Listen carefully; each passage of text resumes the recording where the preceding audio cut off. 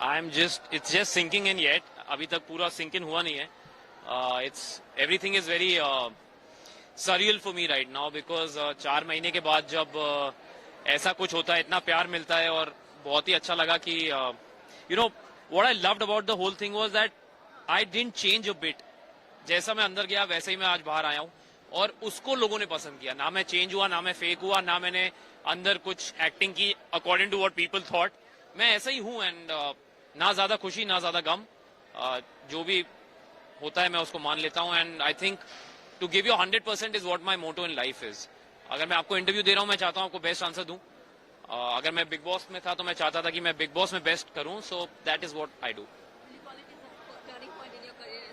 I think the turning point might be जो Salman sir ने बोला कि I want to work with GK. मैं तो रो दिया यार खुशी में. उस समय मैं चुप था. मैंने कहा मेरे लिए वीकेंड का वार हो गया. So I am just waiting, fingers crossed, देखते हैं क्या होता है.